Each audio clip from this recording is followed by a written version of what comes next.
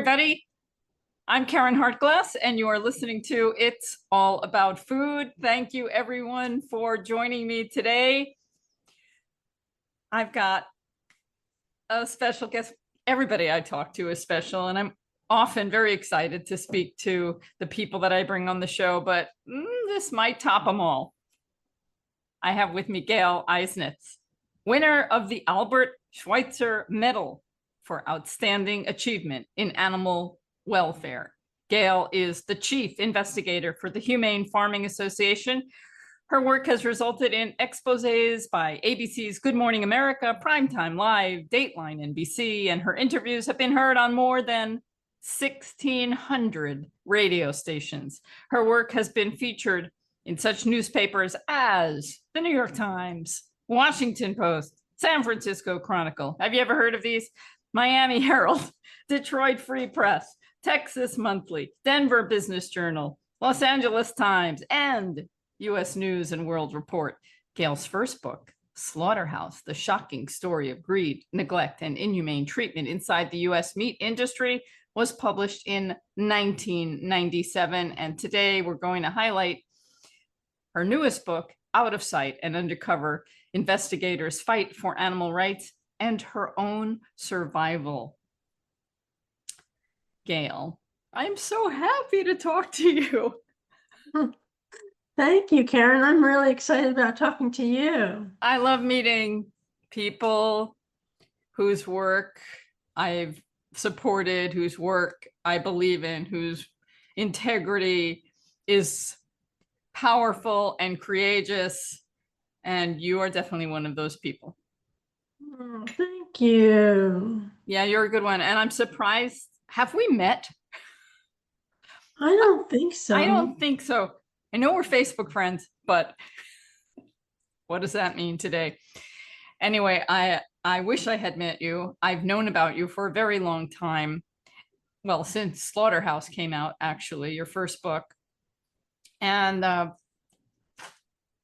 I recently read your book, Out of Sight. And before we get to the animal rights portion of it and all the great work you did, your investigative reporting and that entire long, powerful history, I want to talk about you.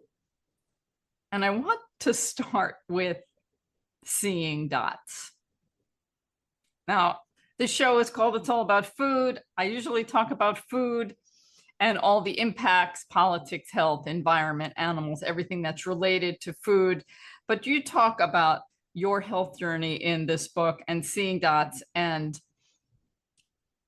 it resonated with me so powerfully that I want to just get to this right away. So you've had a big challenge in your life with your vision and other health issues. And you talked about seeing dots. And why I keep repeating this seeing dots thing is because although I have not experienced what you have experienced to the magnitude that you have, I see dots.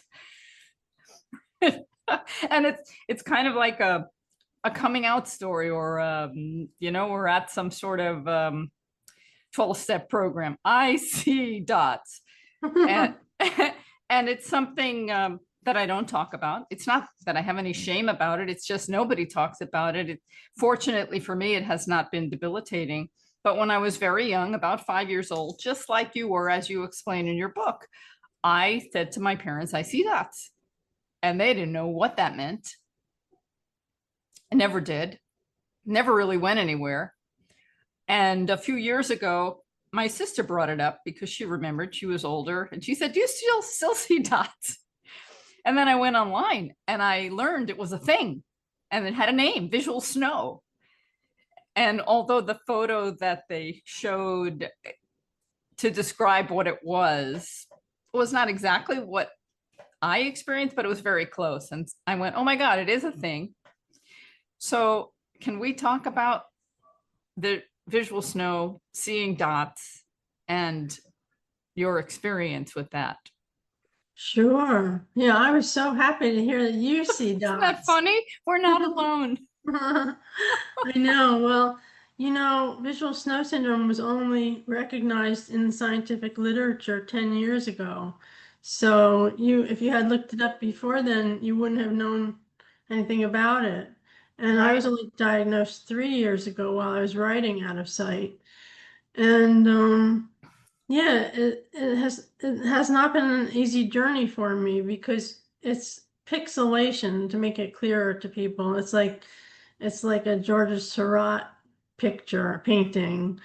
It's everything looks pixelated, and it has other associated symptoms with it. And you've been fortunate that you haven't had some of those, but some of them are really debilitating. And in my experience, it was not easy to negotiate that world of visual snow while I was doing my investigations.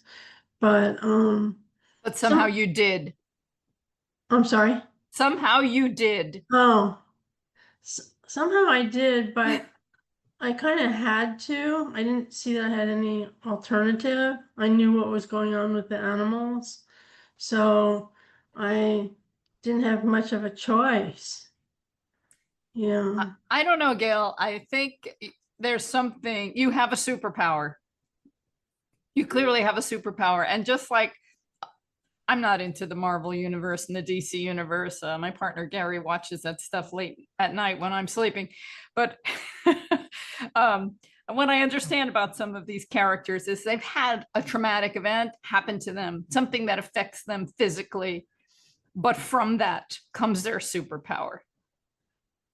Oh, Eh, well, I don't know. You just do what you have to do. And since I didn't know what was wrong with me for all those years, I saw dots, but I also had ringing in the ears, which is part of the syndrome, and derealization, which is really, really scary. You feel like you're in a dream, and that's very coincident with visual snow syndrome, mm, and that was the worst part of it. Um, but yeah, I managed because first of all, I didn't know what was wrong with me, and no doctor. I went to over 100 doctors, and they yeah, they just think you're all, nuts, right? I think you're nuts. Yeah. So I just had to keep putting one foot in front of the other, and continue investigating and documenting and exposing what was going on in slaughterhouses and factory farms because I thought it was my problem. I thought I was to blame for Well, seeing dots because nobody else that I knew saw them. And now I right. know another person. Well, fortunately for me, I have not had the same debilitating experiences that you have. Who knows what's in for me in the future? But the way I dealt with it, I was kind of smug about it. And because I got into the semiconductor industry as an engineer and I learned about how integrated circuits work, this bit technology, 0, 1, on, off, and the way we reproduce circuitry was through different forms of uh, microelectronics and photolithography and lithography of different sorts. But then things got digitized and everything was pixelated. And then I thought, oh yeah, just like even the old fashioned televisions had those, what did they call them? Static. Everything was pixelated. And Right. I thought, that's how we see the world. Everyone sees the world pixelated, but I just happen to be someone who notices. I just thought I'm paying attention. And I would look up and see, like a blank ceiling, and I could see all the little lights and stuff. And I thought everybody must see this way. They just don't pay attention. Wrong. But Wrong. that's how I managed it. And I Yeah. just shut up about it because it wasn't a conversation anybody wanted to have. Right. Yeah. Well, just to mention, so people don't think we're crazy, it is an overactive area in our visual cortex that doesn't allow us to filter out information that most people do filter out. So, So there is something to that.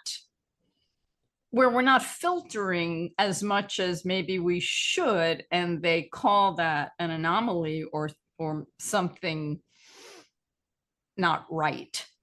But maybe it's a superpower. That sounds good to me. Okay, so anybody out there, if you see dots or if you think you do, just Google visual snow, see what that is. And if you want to chat about it, we're here. You can always send me an email at info@realmeals.org and we'll get that conversation going. You've found communities for visual snow. Well, not particularly. The only community that I found was a Facebook page, Mhm. which I'm glad that I didn't know about before I had a diagnosis, because the people on that page are really suffering. Ah, And it would have made me even scared. more scared than I was. Yeah. Wow. Yeah. Okay. Well, I guess I I I wish them all well. And Right. I I don't know where to go with that. But if you do have any form of visual snow, you're not alone. That's all I can say. And Right. here is one example, Gail Eisnitz, who has done amazing work in spite of or along with her challenges. Well, So thank thank you you. for that. And there were different medical professionals who implied from time to time that some of your challenges could have been linked to the stress, the trauma that you were experiencing in your investigative reporting. Yeah, I'm sure that stress didn't help. There were times when it was really unmanageable. Um, Stress brought on all sorts of things in my life and career. In addition to visual snow, I was so stressed out at one point when all these hogs were being immersed into the scalding tank alive and nobody was doing anything about it.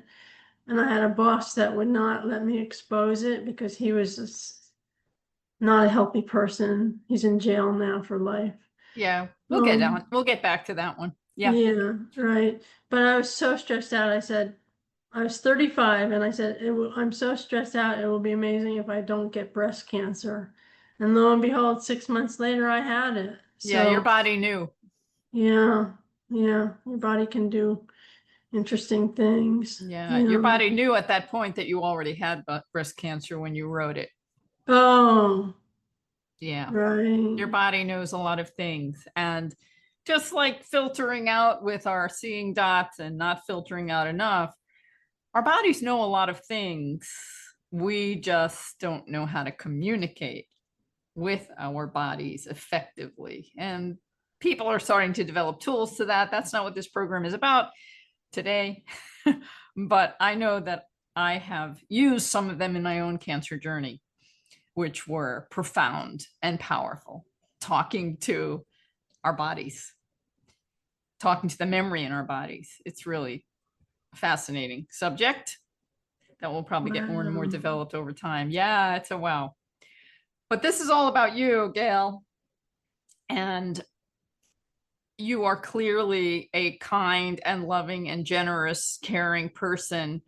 And what is amazing is the numbness you describe when you were in all of these incredibly horrific situations, seeing the cruelty done to so many different animals used for food.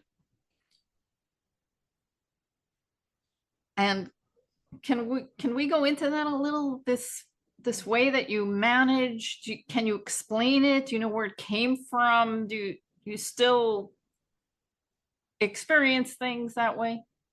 Um, I can just say that I think it started in my childhood when my parents had a really bad marriage and I was sort of felt like I was in the middle of it and I was pretty enmeshed in the whole situation and I think I just shut down and it made it easier for me to do the work that I had to do.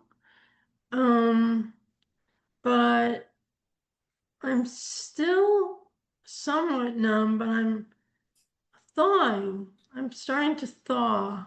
So that's a really great thing. Yeah, I love that word. You're thawing.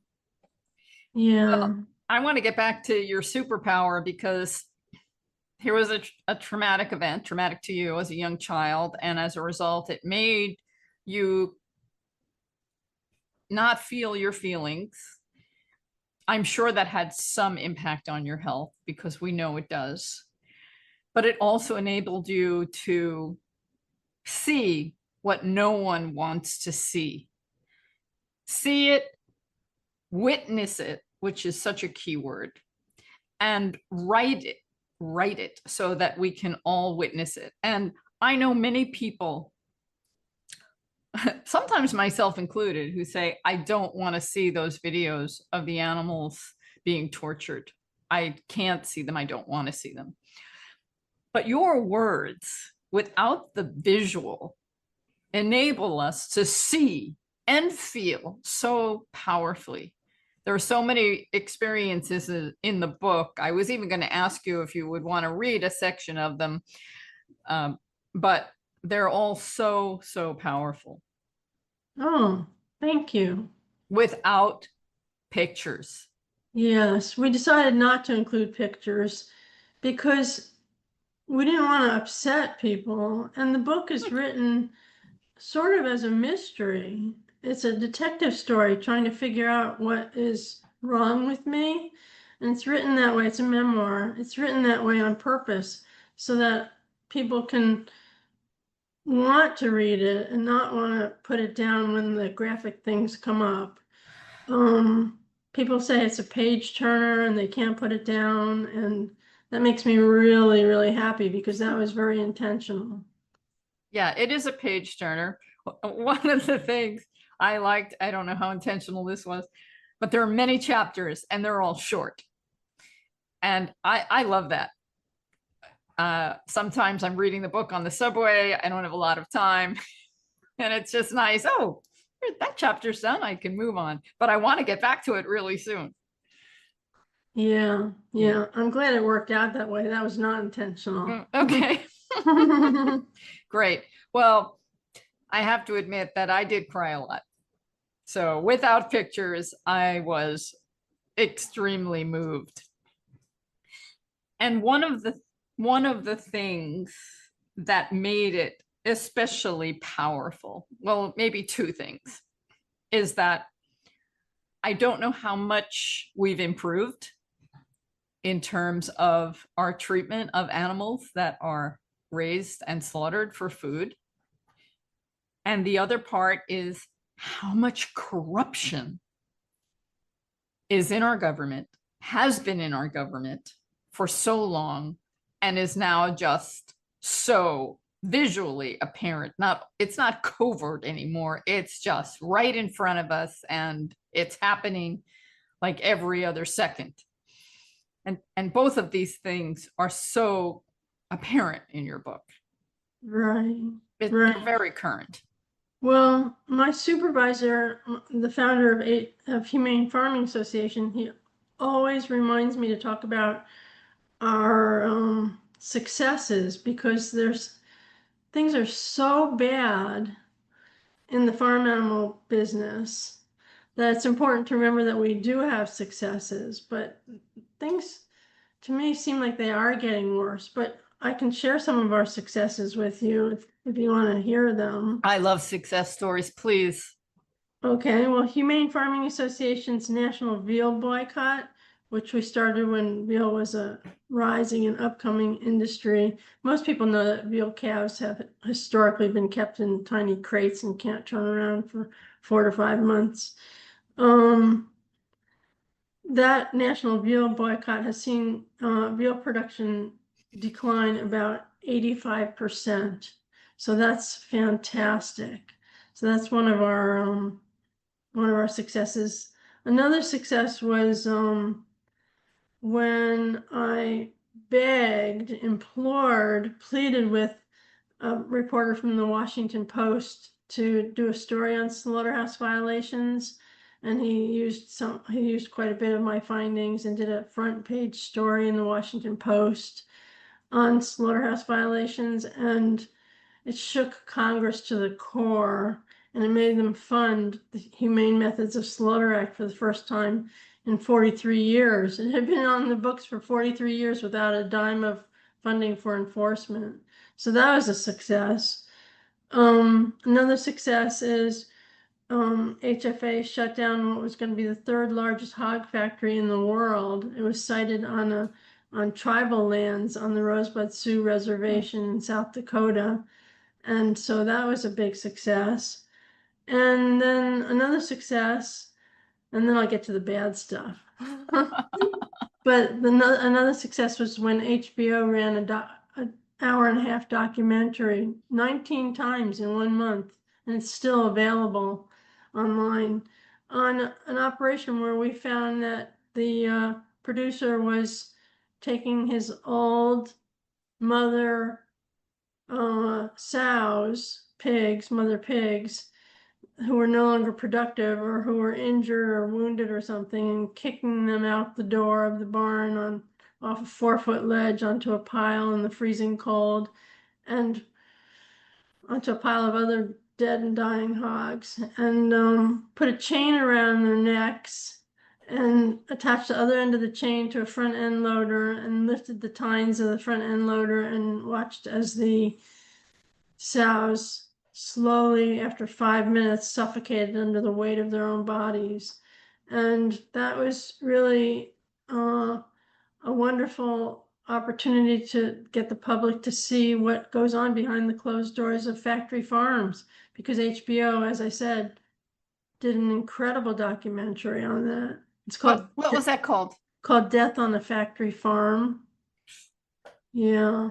Death on the Factory Farm. Yeah, you describe some of that in your book. It's profound what humans will do to non-human animals and also to other humans. Exactly. And I often say on this show, I have no idea how anyone else thinks. I only know what goes on in my own head. Just like I have no idea how anyone else sees things. Like I see dots. I thought everyone did, but I guess not. I just don't understand how anyone can do this. I can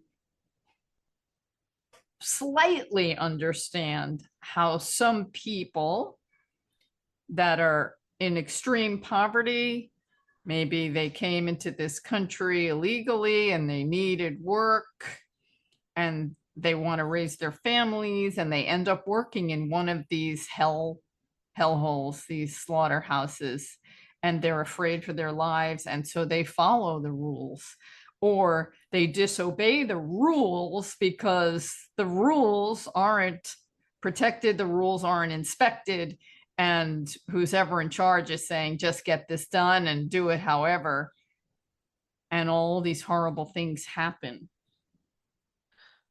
Well, some of the individuals who work in these slaughter plants, it was like the floodgates opened when I talked to them. They were so happy to be able to talk about the violations they were engaging in. I mean, they were so relieved that somebody would listen to them, because their supervisors would say, skin that animal alive, hold it so that you can do the job, but do not stop the line. And nobody would listen to them. So they were just so relieved and happy to be able to discuss what they were engaging in.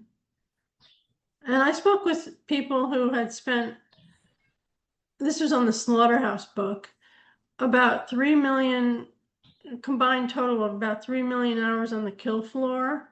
And every one of them told me without exception that they had either engaged in or observed animals being strangled, beaten, boiled, skinned, or dismembered, all while fully conscious. So and that's not legal. No, there's a thing called the Federal Humane Methods of Slaughter Act. And that was passed 67 years ago, and it requires that animals be humanely handled and rendered unconscious before they're bled and butchered. You go into this a lot in your book, and maybe we could go into it a little bit. But there is a law. You just recited what it was, how when it came out, and how in many instances it's ignored. Right. I think that things may be a slight amount better Slightly than better. Yeah. slightly better only because of the Washington Post story, which resulted in funding of enforcing the Humane Methods of Slaughter Act. So they might be slightly better, but one thing that's worth noting is that less than 3% of the federal meat inspection budget goes to humane slaughter enforcement. Here the animals are fueling the entire system, and less than 3% goes to enforcing the Humane Methods of Slaughter Act. And that's because they give what they call verification procedures to meat inspectors to go and see what's going on in the stunning area of the plant. And I call them spot checks. And in my opinion, and other people's opinions, you need full-time inspection in the areas of the plants where the animals are being killed. You don't just show up, because when you show up, everything changes. The workers have code words and radios and whistles to let somebody know that the inspector's coming, slow the line down, and stop skinning animals alive. So I don't have a lot of faith in verification procedures, and less than 3% of the meat inspection budget to protect those beings that are fueling the entire system is just not acceptable. Well, we know that there's a lot of corruption, and it's all for the mighty dollar, because the people in charge want to cut costs, they want to make money. And I don't know if they've had traumatic experiences in their lives and they're numb in a different way, but I don't know how they can allow what's happening. And we're not, unfortunately, it's not just with non-human animals. And we know this. There are many studies that show that when children abuse animals as a child, there's a higher possibility of them abusing people in their adulthood. And we're now experiencing fascism in this country. I like to say that, authoritarianism. And we have this horrific detention center, which is a concentration camp called Alligator Alcatraz. And we have representatives now reporting, and they acknowledge just what you said, only it's a different scenario, that when the people know you're coming to inspect, they're going to make it look as good as they can. And the representatives have noted this, that they know that they cleaned up the facilities and made them look better, but even still, they can see the horror. They can see the heat and the unsanitary conditions, and just how horrific the whole thing is. And yet there are humans that support this and allow this. And it's not just for non-human animals, it's for humans as well. So when people talk about us animal rights people, oh, you care about animals, what about people? It's the same. Yeah. I read a lot of Holocaust memoirs for that very reason, just to remind myself that now I can understand how we can do what we do to animals if we did what we did to people and continue to do to people. Well, I often used to say, how did the Holocaust happen? You read history and explains different things, but you never really could understand, but how did the people let it happen? And now we're living it right now. Right. Yeah. But back to your book, Out of Sight, an undercover investigator's fight for animal rights and her own survival. So you did amazing investigative work through many challenges. You documented, you transcribed, you took recordings and had to transcribe them. You know, nowadays so much of this is automated, but you had to listen and transcribe yourself, which takes hours. And you put all of this down on paper, and then somehow, in some rare instances, you managed to bring the light to court. And this is again where you talked about these pigs being thrown over and hung and just tortured so that they would die. There were people that actually said, no, they weren't suffering. Yeah, there was a paid veterinarian. He was a paid expert to say that that's not suffering. We watched it on the screen as the animal thrashed and struggled as it was hanging from the fork of the front end loader.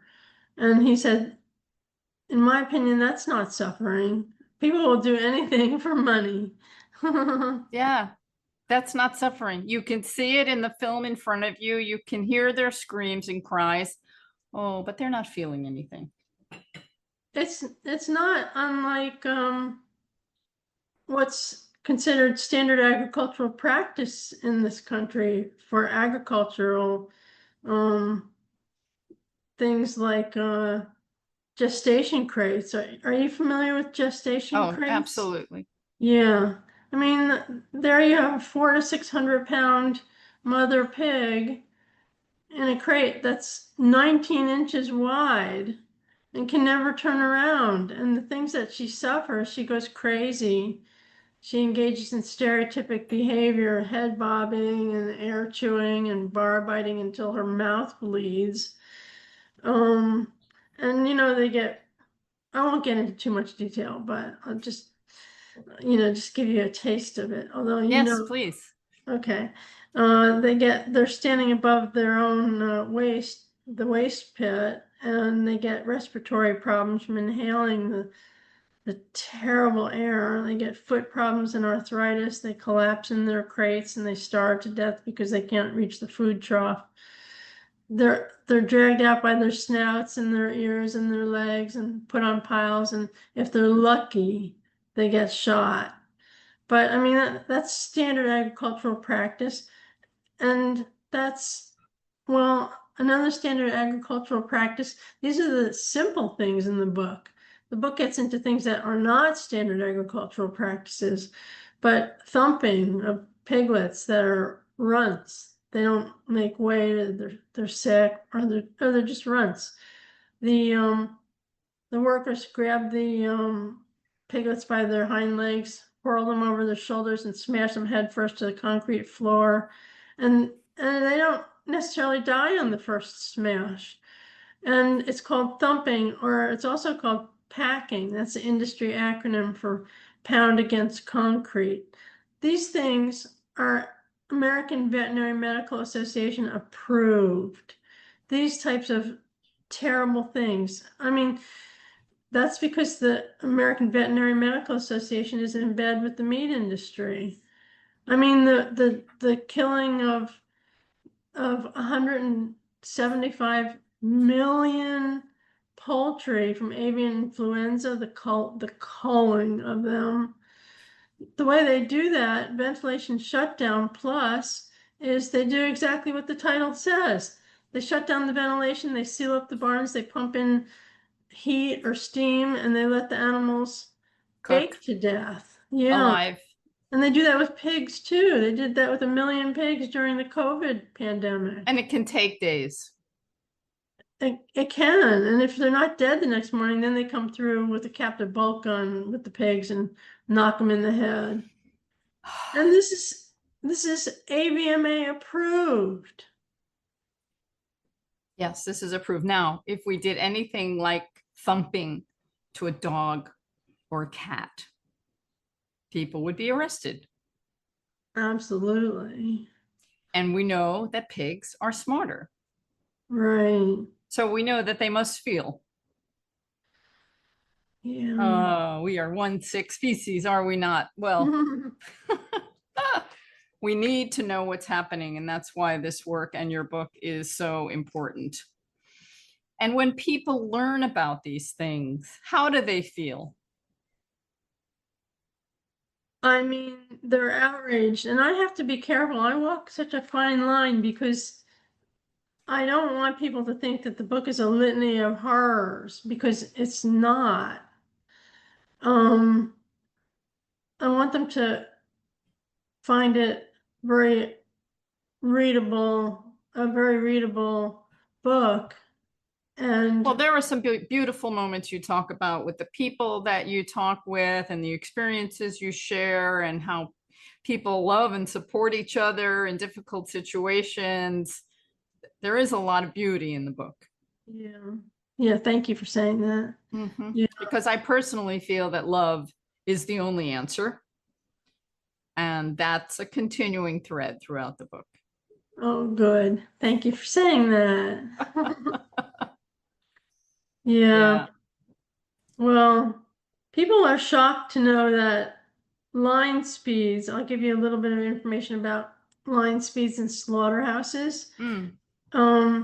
It used to be that you could kill 1,106 hogs per line per hour. That's one hog every 3 seconds. Well, with the new administration, they just lifted that because that wasn't fast enough. And with poultry broilers, this one is an interesting tidbit. It used to be 140 birds were eviscerated per minute. And now it's 175 birds per minute. That's 3 birds per second. How do they do that? How do they physically do that? Well, it takes a lot of work, and they have several people on the line, but it's extremely grueling work. And it's not surprising that 55 years ago, we killed 10 billion animals in the world each year. And now we kill about 10 billion animals a year in the United States alone, with 82 billion animals killed a year for food, not Yeah. including fish. Right. And as we know, I've been talking about this since I started this program 2009, and we've known this for many, many, many, many decades. It takes a tremendous toll to raise animals, to feed humans on this planet. We're seeing the impact in air pollution, soil degradation, loss of biodiversity, global warming. We also have an increase in chronic diseases that are preventable and reversible because we're eating a tremendous amount of animal protein, which is not a healthy protein. And I also think it's taking a tremendous psychological toll. More and more people talk about the anxiety that they have, the emotional issues they have, and part of it could be that we're in a society now that talks about things, so we hear more about it. But I also think that it's on an increase because many people consume the anxiety, they consume the emotional agony in the chemicals in the animals. So it's Right, taking a tremendous toll. right. Mm. It really is. It really is. But meanwhile, we have solutions. I want to know, so you're still with the Humane Farming Association, HFA. Right. And what are you doing today? Oh, we've got interesting cases. Just I'm just involved in all sorts of things that have to do with uh, particularly a particularly interesting case came up where a producer, a corporation that had 1.6 million broiler chickens decided to go out of business and just left 1.6 million chickens to starve to death Mm. because the contract growers couldn't afford to feed them because the feed is provided by the corporation. So we're taking legal action against that company to hold it accountable because, everybody was upset that it had loans from USDA and lost money, but nobody was thinking about the birds that starved to death. I mean, some of them starved to death, some of them were given away. It was like a circus.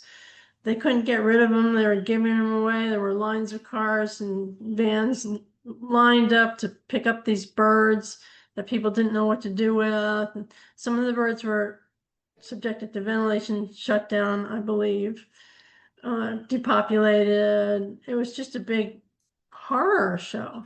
But you can't just decide to go out of business and stop feeding 1.6 million birds. So that's one of the bigger cases I've been working on. Thank you.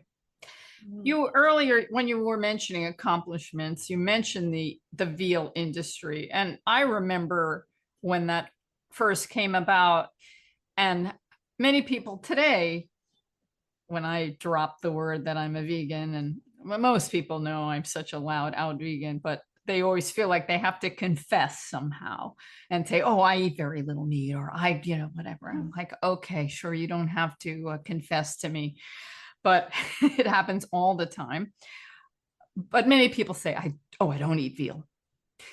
And that was something that really got through. And I wonder, what was it?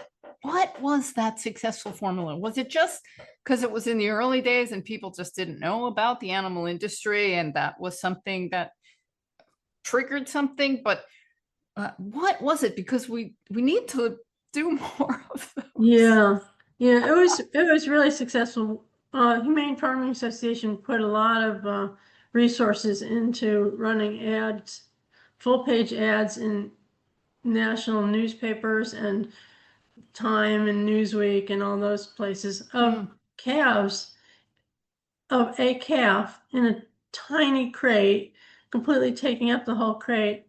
And I have a friend who saw that ad and it like changed her life. This was many years ago that she saw it, and she's been a vegan ever since.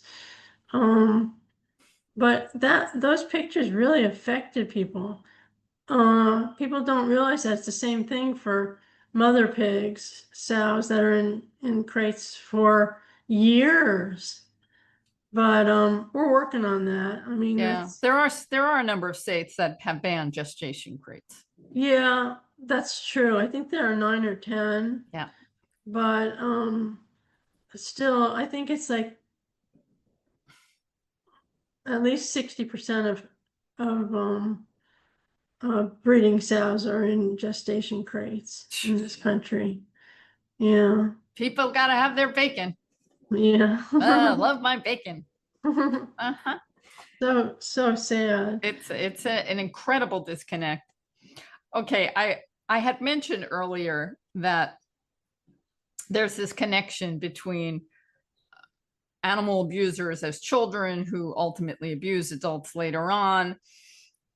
And I wanted to talk about, you included a story and you briefly touched on it before. You had a boss who sounded like a nightmare boss, and you were working for an animal protection agency. You were working, doing investigative work.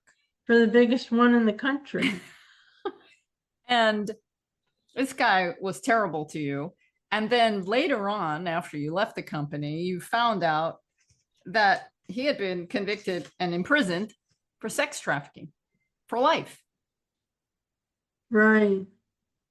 I mean, that must have been in some ways a gratifying story, but what a terrible story.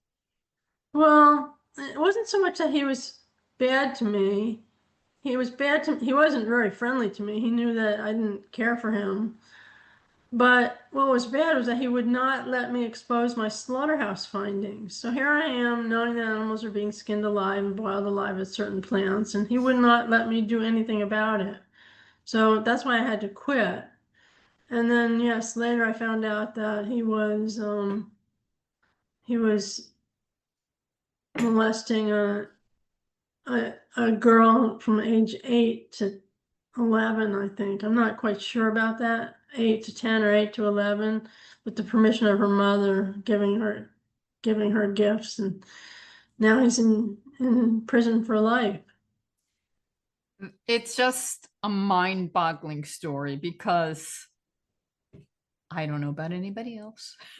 But when I think about people who work for organizations like that, who want a job because they care about animals and want to do something good,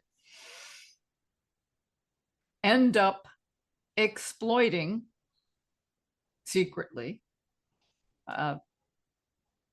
a young child.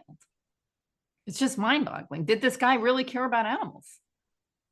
No, in, in There we my have it. in my opinion, no, he didn't. Yeah. How did he get into the business? What, maybe he enjoyed knowing some of that suffering somehow? I don't know. It could be. I don't know how he got into the business. I know he was charged and convicted in one case of embezzling um, from the organizations themselves. And maybe it was just a power trip or something. I'm not sure. But Well, uh, that's an important thing that you bring up, the power thing, because right now we're going through something in the political world. A lot of people are talking about Jeffrey Epstein and the work that he did and exploiting children, and how he's no longer with us. And the question is, did he kill himself or was he killed? And it's in this moment a trending topic. But there were a lot of people involved with him and have a lot of power. And there's definitely this connection with enjoying the power and using it to exploit. right, And it can be right, exploiting non-human animals, and it can be exploiting human children. right, exactly. People get off on power. Yeah, Whoa.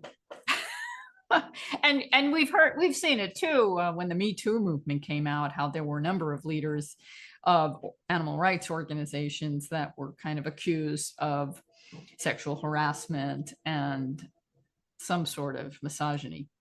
right, exactly. Yeah. We're an interesting species, are we not, Gail? Oh my goodness. Too interesting.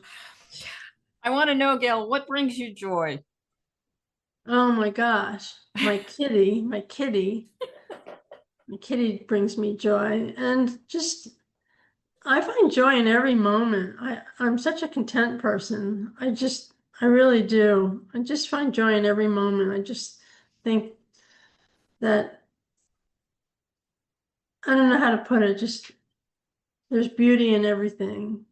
I try to have a lot of gratitude, live in gratitude. I try to. It's incredible to hear you say these things. And I don't know how many people are listening or really listening, because there's a secret to life in what you just said. And we all need to pay attention to that, because there's a lot of horror in the world.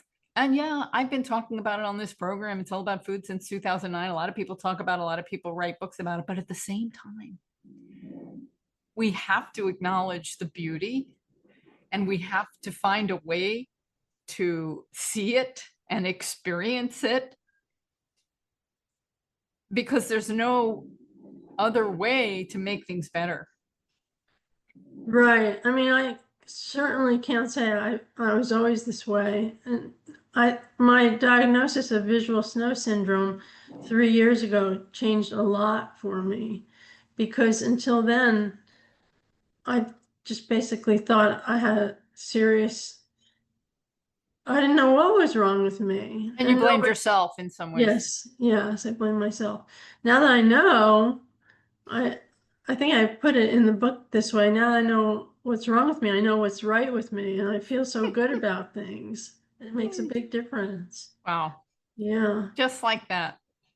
Yeah. And again, I don't know if you realize these little pearls that you're throwing out, vegan pearls, of course, uh, little gems of wisdom. Mhm. um, but it's a simple shift where we can become profoundly depressed or profoundly content. It's just a little thing. And for you, I mean, maybe it wasn't a little thing, it was a big thing, but it was simple.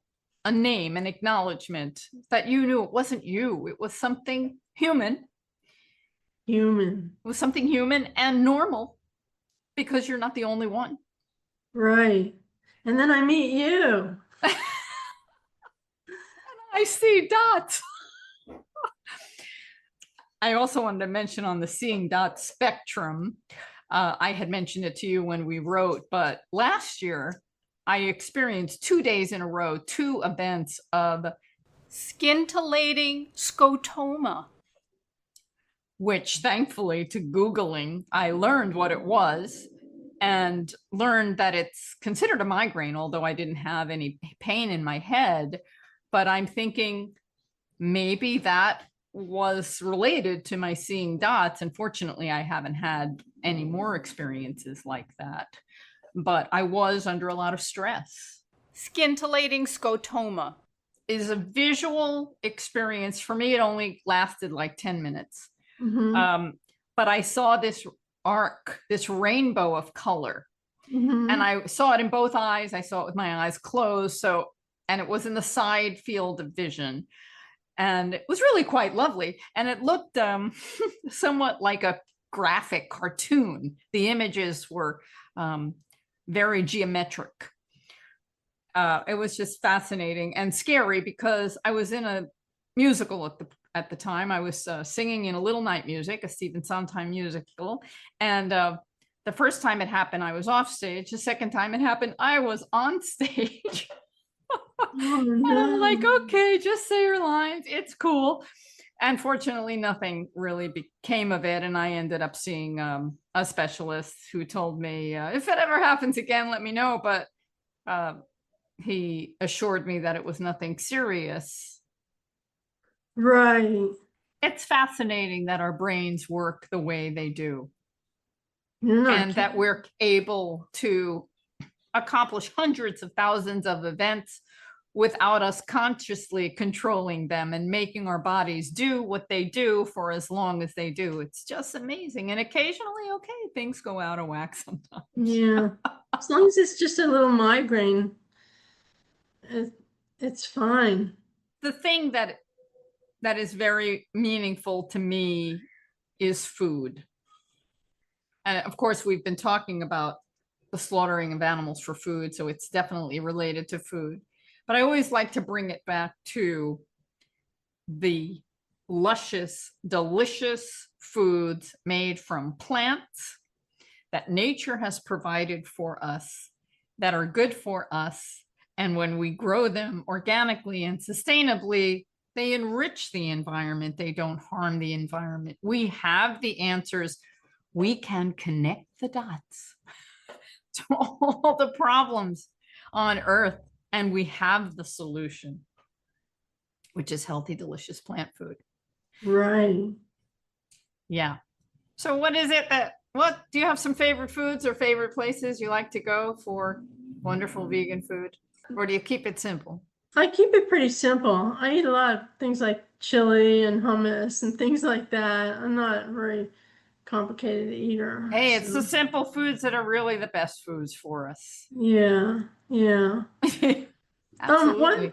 one thing I wanted to mention, do I have time? Absolutely. Oh, okay. Is there is uh a program that we're trying to get people to write to Congress about. It's called the Livestock Indemnity Program. And we're trying to get it reformed because it reimburses farmers 75% of the animal's market value when they die from exposure to the weather, which is Oh, ridiculous. It absolutely. gives producers no incentive whatsoever to protect their animals from harsh environments, and they don't provide shelter or shade. And And it's only going to get worse. Yeah, right. It's getting worse rapidly. Okay, so you can give me a link and I'll share that with this podcast. Oh, okay. Yeah. Definitely. Thank you. That's important. Yeah. We all need to know that there are things that we can do, and there are things that we can do.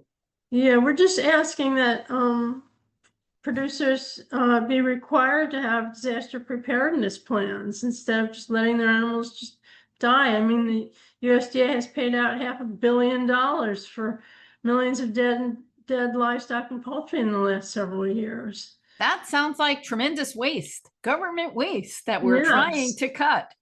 it totally is. Yeah, but the lobbyists are powerful people, and they'll do their very best not to make changes in the animal industry. Right. Yeah, well, thank you for that, and we'll work on sharing that, Gail. It was such a delight to meet you and chat with you and share some of your stories. I encourage people to read Out of Sight: An Undercover Investigator's Fight for Animal Rights and Her Own Survival. It's a powerful and lovely book. Thank you so much, Karen. Thank you. And I wish you wellness. You too. Yeah, I wish that for everyone. Everybody, thank you for joining me today on It's All About Food, and have a delicious week.